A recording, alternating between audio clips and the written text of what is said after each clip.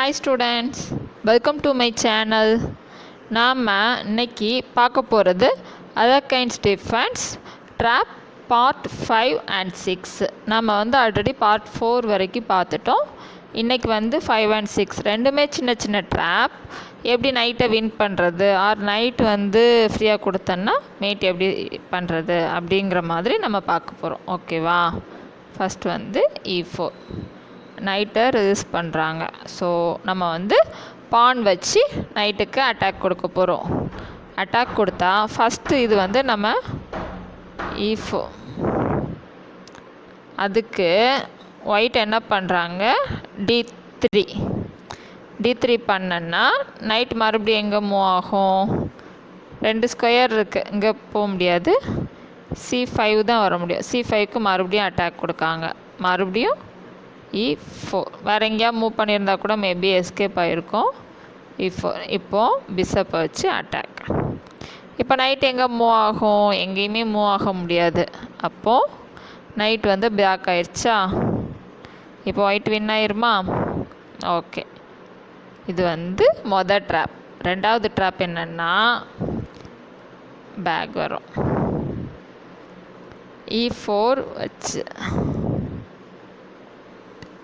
E4 வச்சதுக்கு night வருதா? பான் push பண்ணுறாங்க. இதுக்கு நைட் D5 வருது. ஓகேவா?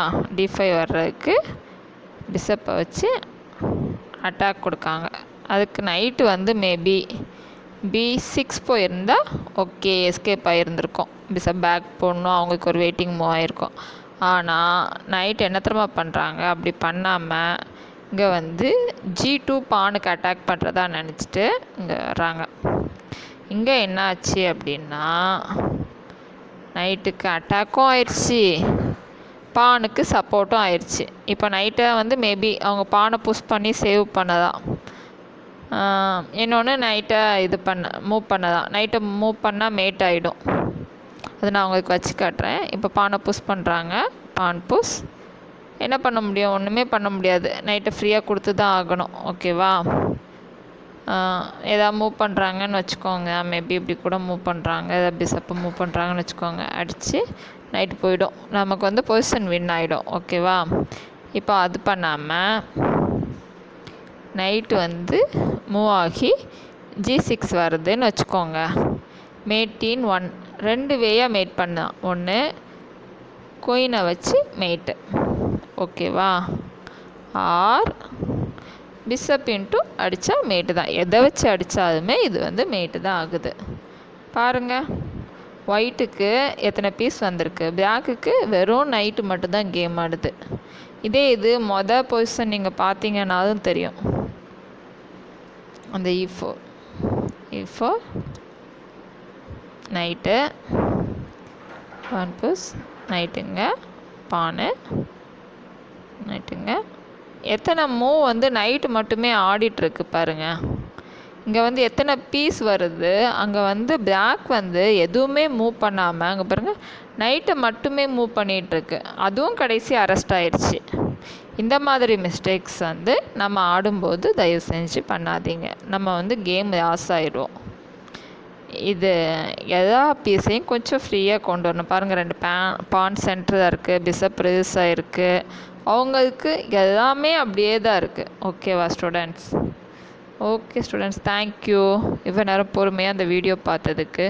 இனி நம்ம பசில் பார்க்க போகிறோம். ஓகேவா? ஓகே ஸ்டூடெண்ட்ஸ், இன்றைக்கி 2 ட்ராப் பார்த்தோமா, அதே மாதிரி 2 பசில் பார்க்க போகிறோம். ஃபஸ்ட்டு டாபிக் என்னென்னா பின்னிங். என்னென்னா கிங்கு குயின் சேம் லைனில் இருக்குது. அதை நீங்கள் பார்த்துட்ருக்கீங்க. என்னென்னா சி லைனை பார்த்தீங்கன்னா ஸ்ட்ரைட்டாக இருக்குது. அதே இது ரூக் அப்போசிட்டாக இருக்குது. அதுக்கு சப்போர்ட்டும் இருக்குது. மேபி C5 வச்சா அதுக்கு சப்போர்ட்டும் இருக்குது. நம்ம அப்போது C5 வச்சா நமக்கு குயின் மூவ் பண்ண முடியாது. ஒரு ரூக்குக்கு குயினை தந்து தான் ஆகணும். ஓகேவா? இதுதான் இப்போ பொசிஷன். நம்ம பான்ஸா இப்போ அந்த பான் இதுனா நம்ம வைக்க முடியாது. கரெக்டாக? D6 பான் இதுனா வைக்க முடியாது. இப்போ பான் இருக்குது அப்படிங்கிறதுனால C5 வரும். ரூக் வந்துச்சுன்னா அட்டாக் ஆகுது. குயின் வந்து 9 பாயிண்ட்ஸு, ரூக் வந்து 5 பாயிண்ட்ஸ். இப்போ நான் வச்சு காட்டுறேன் பாருங்கள். வச்சேன்னா பின்னிங் ஆகும். குயின் மேபி தந்து தான் ஆகணும். தந்தன்னா கேம் வந்து நம்ம ஈஸியாக வின் பண்ணிடுறாமா. ஒரு ரூக்குக்கு குயின் எடுத்திருக்கோம். அப்போது கேம் ஈஸியாக வின் பண்ணிடுறாமா. இதுதான் பின்னிங்கிறது. குயின் வந்து எங்கேயுமே மூவ் ஆக முடியாது, செக் வைக்க முடியாது, எஸ்கேப் ஆக முடியாது. ஏன்னா கிங்கு கூட பின்னிங்காக இருக்குது. ஓகேவா? இதுதான் பஸ்ஸு. கிளியராக அவங்களுக்கு புரிஞ்சிருக்கோன்னு நினைக்கிறேன். அப்புறம் இப்போ நம்ம பார்க்க போகிறது செகண்ட் பஸ்ஸு என்னென்னா, இது வந்து மேட்டின் 3 ஆகுது. குயினை சாக்ரிஃபைஸ் பண்ணி மேட் பண்ண போகிறோம். மேபி நம்ம ரூக் வந்து A1 இருந்துச்சுன்னா அது மேட்டு தான். ஓகேவா? அப்போது நம்ம வந்து குயினை சாக்ரிஃபைஸ் பண்ணி ரூக்கை வந்து A1 கொண்டு வர போகிறோம். ஓகேவா? ஃபஸ்ட்டு குயின் இன்ட்டு A4 அடித்தா என்ன பண்ணுவாங்க? பிஷப் இன்ட்டு அடிப்பாங்க. கரெக்டாக? பிஷப் இன்ட்டு அடித்தாங்கன்னா நெக்ஸ்ட்டு ரூக்கை வச்சு அடிப்போம். அடித்தோன்னா எதாதையுமே ஒன்றும் பண்ண முடியாது. அந்த செக்மேட்டை வந்து எதாதையுமே தடுக்க முடியாது. கரெக்டாக? அதான் நம்மளோட ஐடியா. இப்போ வந்து அந்த ஐடியாவை வந்து ஒயிட்டு வந்து ஸ்பாயில் பண்ணவே முடியாது. குயின் இப்போ வந்து நம்ம அடுத்த குயினை சாக்ரிஃபைஸ் பண்ணுறோன்னு வச்சுக்கோங்க. அங்கே மெயிட்டை அடித்தே ஆகணும், ஏதாவது பொசிஷன் வின் ஆகியே ஆகணும். அப்போ தான் குயின் சாக்ரிஃபைஸ் கொடுக்குறோம். இப்போ குயின் சாக்ரிஃபைஸ் பண்ணியாச்சு. நெக்ஸ்ட்டு வந்து அவங்க பிஷப் வச்சு அடிக்கிறாங்க அப்படின்னா, இப்போ நமக்கு அந்த மேட் கன்ஃபார்ம் கிடையாதுன்னு வச்சுக்கோங்க. நம்ம வந்து அந்த சாக்ரிஃபைஸ் கொடுக்கவே கூடாது. சாக்ரிஃபைஸ் பண்ணுறோம், மேட் அடிக்கிறோம் அப்படின்னா மட்டும்தான் அந்த சாக்ரிஃபைஸ் இருக்கணும். ஓகேவா ஸ்டூடெண்ட்ஸ்? இப்போ குயினை சாக்ரிஃபைஸ் பண்ணிட்டோம்.